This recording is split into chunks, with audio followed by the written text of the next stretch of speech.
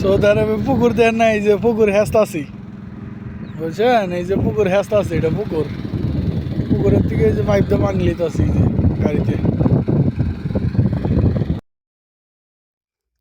আজকে আবার অনেকগুলা এখানে গাড়ি দিয়ে পানি নেওয়া হচ্ছে। আমাদের টার্গেট হইলো এই পুকুরের পানি শেষ করা। দেখেন, সৌদি আরবের অনেক বড় পুকুর,